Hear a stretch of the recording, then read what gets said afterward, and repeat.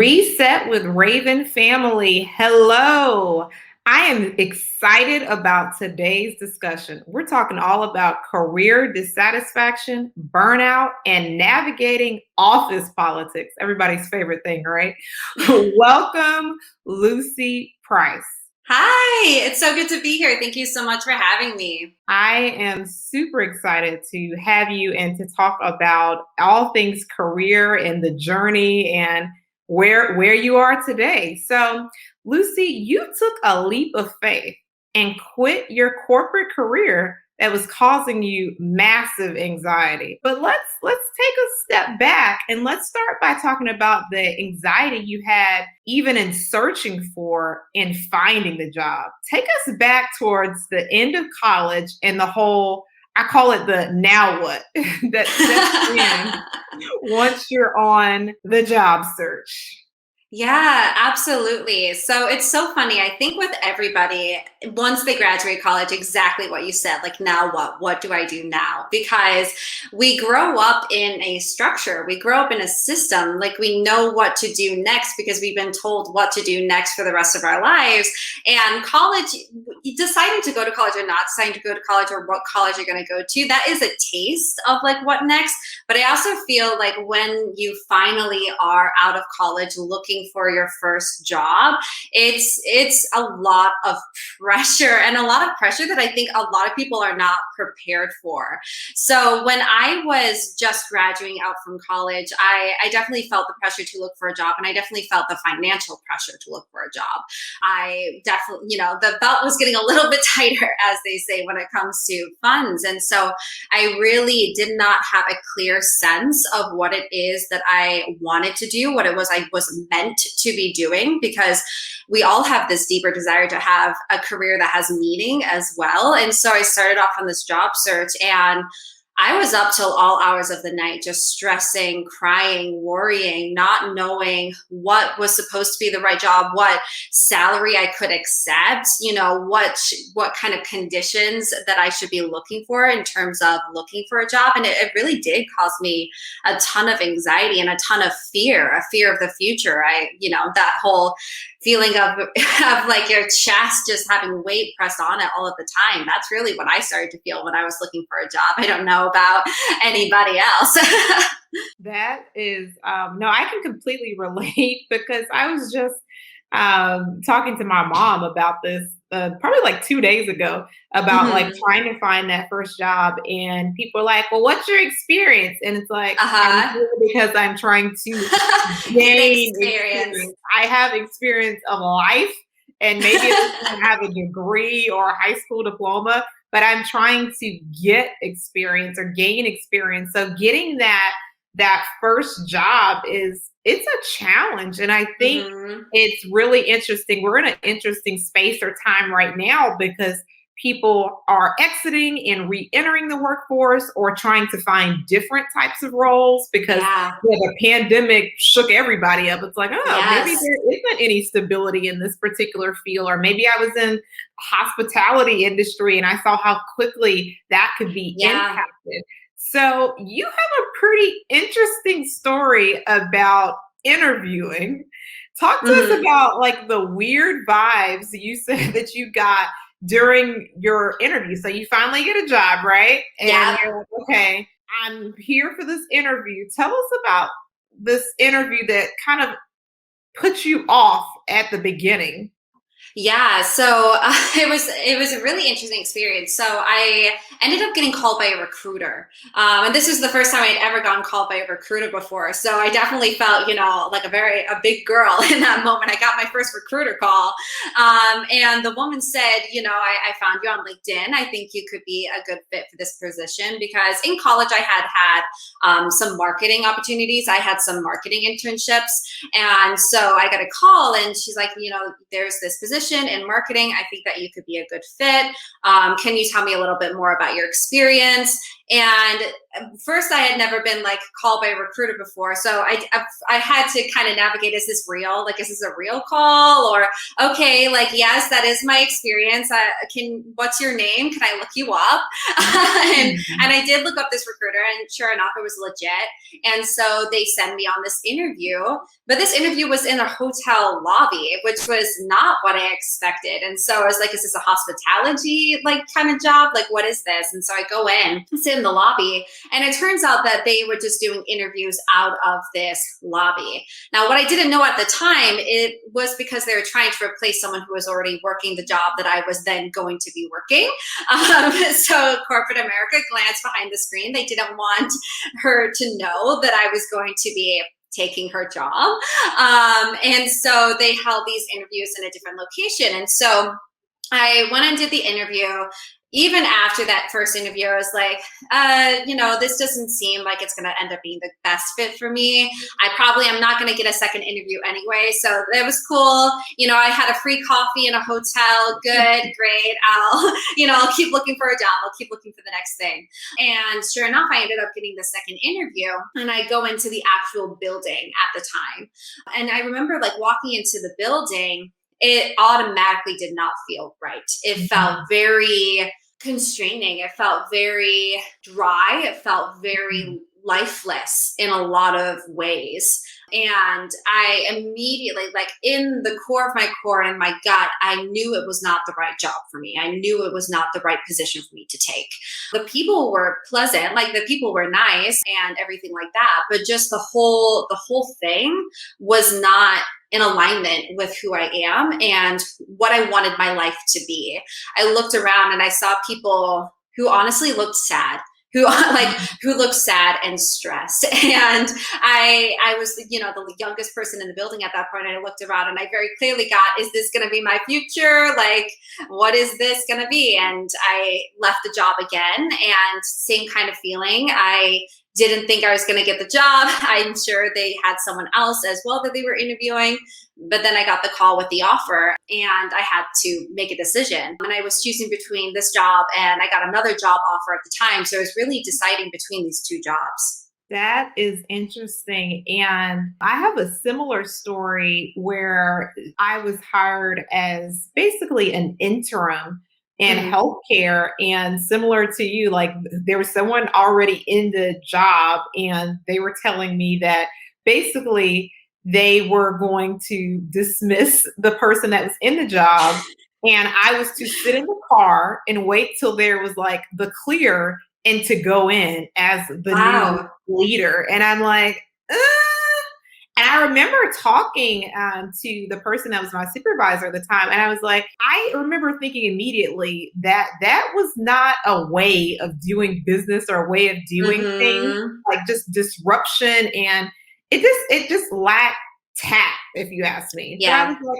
like, And of course, I no longer work for that company, because I remember if that's the way you all operate, there was no tact in the way it was done. And I just saw how this could like really blow up and be a big and total mess. And going back to another thing you said that was interesting to me about things like not feeling right, like from the beginning, going into an environment and it feeling kind of lifeless. When I was interviewing and thinking about which graduate school I wanted to attend, I remember going to they had like some new student orientation, or all students that had been accepted. You could come in, meet the staff, meet the faculty, meet other prospective students. And I remember that same feeling. I'm like, everybody here seems sad, a little lifeless. Like this is not, it didn't seem like it was a nourishing environment. It just seemed like people were just going through the motion, trying to get another degree. And that was why I decided not to go there.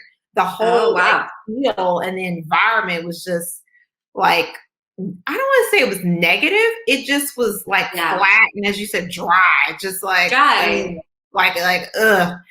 I want to talk. And then speaking of school, I want to talk about the degree you graduated with, because this is Yeah. something you and I connected with about offline. Talk to us more about the degree that you graduated with and how that impacted your career search and just even life.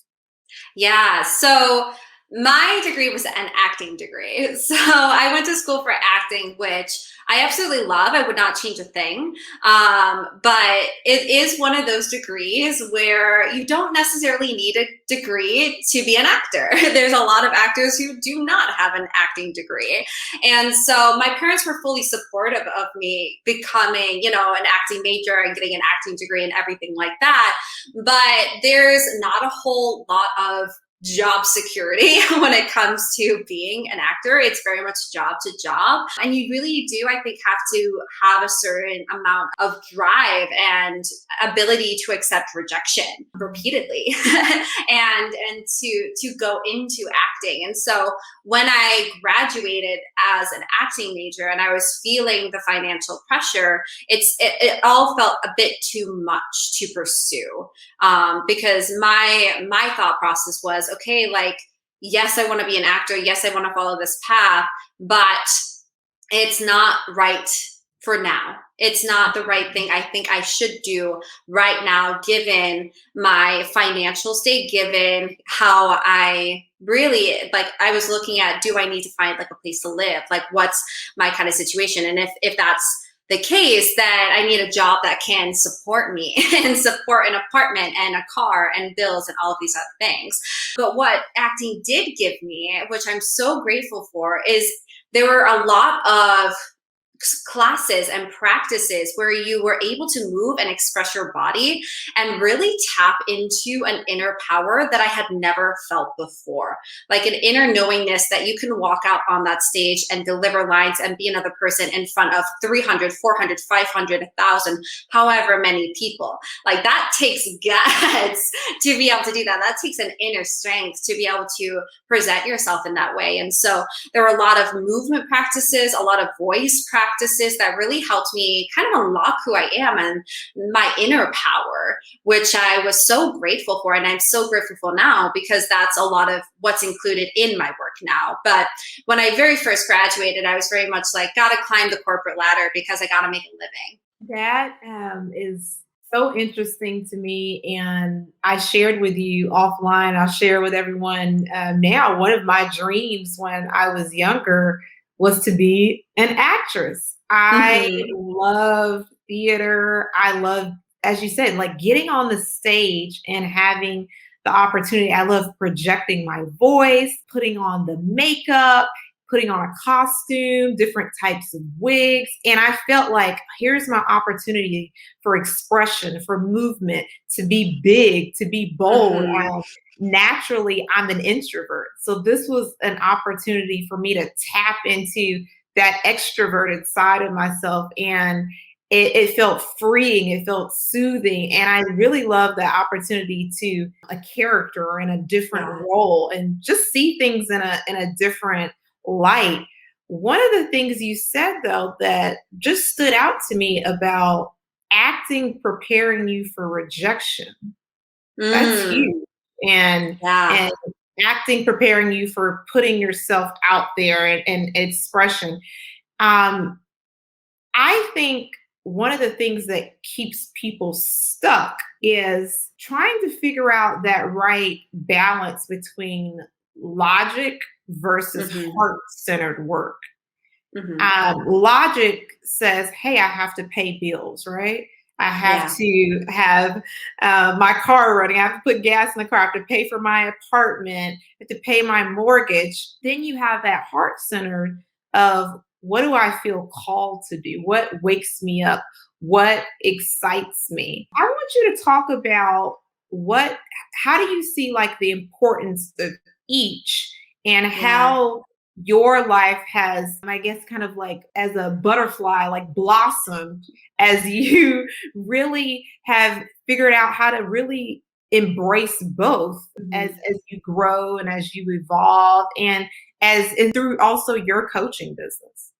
Yeah. So with the heart center versus the logic, when I took that corporate job, because I did end up taking the job, I made a logical choice. And that logical choice ended up making me very sick, like very sick, Mhm. like anxious, not eating, not sleeping, depressed, sad. It was showing up in my physical body, like ailments, like I was too tired, my hips hurt. Didn't know why, but like I felt like my chest was closing in on me. But I made the logical choice. I listened to my parents who said, this is the job that pays more, and this is the job that has more vacation, and this is the job that's going to get you further. We think you should take this.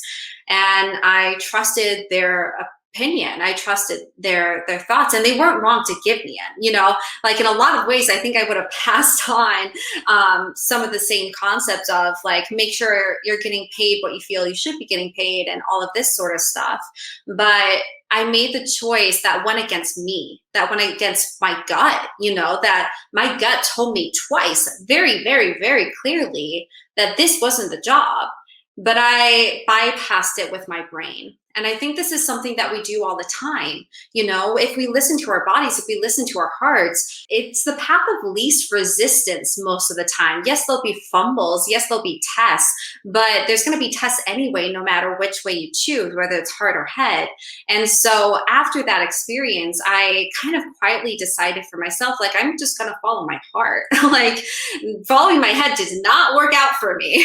Following my head got me into a world of anxiety. So what would it be like to follow my heart? And I started following my heart a bit more, which led me to yoga teacher training and becoming a yoga instructor and getting into my spirituality. And I think for people who are having to make that choice, a lot of people get caught up in the logical. A lot of people get caught up in the, how am I going to pay mortgage? How am I going to put food on the table for my kids? Are my kids going to eat today? And that's a really tough place to be in. It's not an easy place. And I don't want to like say that it is by any means. And also, I think that, can you make choices little by little, day by day, that are in more support of your heart than logic, and allow the logic to come in? Because when you get into a place of feeling better, things are easier. You ever do something on a day where you wake up in the morning, you stub your toe, and the day is like crap the rest of the day, even though it's just one moment, really? That's kind of like the testament to what I mean. Whereas if you wake up on a day where you get a good night's sleep and everything's sunshine and rainbows, it's kind of like, when you're in pleasure, when you're enjoying your life, things are easy. You can think better, you can think more clearly, you can come up with more creative solutions. And so I think like my initial input for someone who's like having to start making that choice, if they are making the choice to go to a more heart-centered way, I would say make daily choices, make choices little by little. How can you follow your heart a little bit more today? Where does this breadcrumb lead you to the next breadcrumb that leads you to the bread loaf that you can then take home and feed your family with? That is really good. And I think we underestimate what we can accomplish in a day. Yeah. I started this practice recently. It's called 5 Wins. And one of the Mm, first things I do when I get up in the morning, I write down, what are the 5 things I want to accomplish today? Now, some days I don't even get all five because I'm pretty ambitious. So the five, that one may be like 1A, 1B, 1C. But I yeah. think what you said was very important. And I really want people to zone in on that. Like, what choices can you make today? Little choices add up to big choices in terms of following your heart. And another thing you said, add in the logic along the way. I Hmm. think that is really profound when you're trying to decide. Because I think people are like, well, how do I decide between the two? And Yeah. I'm locking into this more than ever, probably just in the past maybe month, that my Hmm. gut has never failed me. Yes. It's been like this Same. big revelation for me. It's like anytime because you talked about this a few minutes ago, anytime I ignored my gut because, well, my logic said you need to do this, I still ended up like in a bad state because that wasn't the route for me. Even then, the Yeah. logic didn't work out now because I didn't follow that, what I'm calling that inner tug or that download from God. It's like, this is where you're supposed to be led. And to your point, there will be hills and valleys along each path. So Yes. you might as well you might as Yeah. well follow that heart-centered way. So one of the things I know is that you are really big on wellness. Wellness is Yeah. a large center point to your mission, your coaching. Talk to us more about how anyone listening can incorporate wellness or incorporate maybe just one tip or takeaway as they are trying to really focus on recentering themselves and getting back to their wellness, because I know a lot of people have gained the COVID 20, or they just feeling out of The alignment in their COVID-15. or feeling out of alignment in their mental Yeah. space. So what takeaway would you provide for someone? Yeah. So, how I think of wellness is the encompassing of your physical wellness, your mental wellness, your spiritual wellness, emotional wellness, all of those beautiful aspects. And this is one of the most common things that I think people hear. And also, still to this day, I think the most ignored. And that is to breathe. Access your Mhm. breath. Access your breath, because that's what activates the parasympathetic nervous system, which is that calming center of your body. When you are stressed, what is activated is the stress response, the fight or flight. And so if you are going throughout your day feeling stress and being pulled in this conversation, and you're having these emotional things come up for you, and you're feeling anxious or depressed or low energy, one of the quickest and best things you can do for yourself is take a breath, and it's free. It's free. We all got enough air. So breathing in through that belly, allowing the ribcage to expand, allowing the chest to expand, and then letting it all go, and then repeating it. And breath, I think that breathing has such an effect on your physiology. It can change when you do certain breath techniques, because breathing isn't just, inhale, exhale. There are different breathing practices that you can do. You can do diaphragmatic breathing. You can do the ujjayi breath, which is the ocean sounding breath in yoga. There's a 2-part breath, which is a lot more active and a lot more intense for a lot of people. I did a breath practice yesterday, and I was laying on the ground and breathing and exhaling, and my hands started tingling, and it was the weirdest sensation. But there are a lot of different breath practices out there for you. And I think really, in terms of wellness, in terms of the cheapest thing you can do, the quickest thing you can do, the most accessible thing is taking a breath and allowing your breath to change your body. That's good. That's good. You've encouraged me or empowered me right now to do more breathing, because I notice even when as you said, when I'm stressed out, I get all the tension. And I Mhm. don't know, a lot of people know this. When oftentimes when we're stressed out, we hold our breath. Yes, and Mm, cleanse our jaw. yeah, clench Mhm. our jaw. And for me, my shoulders they get so tight. It's like I'm walking Yeah. around like, oh, that's good. Another Yeah. thing that struck me or stood out to me is the name of your website, your company, Shift Your Story. Yes. What is it? Because I think about the lies we tell ourselves. So tell Yeah. me, what is Shift Your Story? What does that Yeah. mean? Yeah. So my website, shiftyourstory.net, like how I came up with that was I really thought about my life, and I was like reflecting on my life, and someone asked me out of the blue, they're like, how did you because was a friend of mine, and she was like, how did you get rid of your anxiety? I've been working this office job, and I'm so anxious all the time. And I just said it, I just shifted my story. And that was like the birthing place. I was like, I just shifted my story. I shifted the story that I had to stay here. I shifted the story Mm, that I couldn't be successful in something else. I shifted the story that I was going to be anxious for the rest of my life.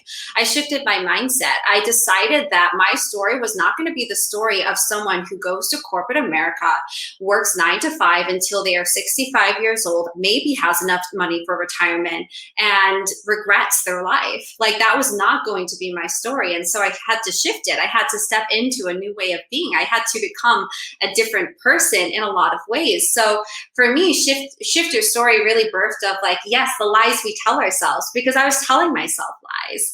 I was telling myself the lie of I was going to fail if I didn't stay in that job. I was telling myself the lie that I was not good enough to be an entrepreneur. I was telling myself the lie that I wasn't going to make it. And over time, I realized how much those lies were building up. And I think ultimately, our lives are a series of choices. And it's a series of small choices that build up to big choices that compound on top of each other, that compound effect. And so if I was going to start shifting my story, I had to start doing something new. And so Shift Your Story really birthed up of that, of what am I telling myself? Is this supportive for me? And is this going to get me to where I want to go and what I want my life to actually be? Woo! I'm just trying to take all that in. Oh my gosh. That is, woo, that was huge. That was like anybody that gets the opportunity to listen to this, like put that last like 30 seconds on a repeat, replay, hear it again, send that to somebody, because that is huge. Shift your story. That this doesn't have to be my life. That is something that is just, oh, that invigorates me, because I feel that so many people are stuck because this is what I was told, or this is what I saw, or this is the only way I know of doing it, and they have started to believe that and internalize that. But you can shift your story. Oh, that's so good. Yeah, all right. Before I ask my final question, where can we find you online? Definitely. So you can find me on my website, which is www.shiftyourstory.net. And then you can find me on Instagram, which is lucy.m as in Michaela.price. And I'm really active on Instagram, especially. But if you would like to join my Facebook group, just Google Shift Your Story and you can hop into the online community there as well. That's awesome. That's awesome. And final question, what is the biggest lesson you learned in your reset? In my reset, follow your gut, follow your heart. You know, it kind of goes back to what we talked about earlier, like follow your gut, because following your gut is the path of least resistance. And you're going to try and put that off to the side because society has given you a different narrative. But when you come back to yourself, when you come back to your truth, when you come back to your intuition, your life gets easier because you make choices that are actually for you instead of in this idea of what you think you should be doing. Powerful. Oh, you just excited me, made my day today. That was thank you. Phenomenal. Thank you so much, Lucy. I appreciate you. Shift your story, shift your mindset, step into a new way of being. Unlock who you are and discover your greatness. Don't make choices that go against your gut. Make choices that are in alignment with your heart and add in logic along the way. Remember to breathe. It's free. Thanks everyone for tuning in. The purpose of all of these reset conversations is to add value to people's life. So if this added value to you, don't keep it to yourself. Share it with someone. Go ahead and text it to someone and add light to their day. And as always, the conversation doesn't stop here. Connect with me on the gram. I'm Raven M. Harris, and I'd love to continue the reset conversation with you. Because remember, a reset is always available to you.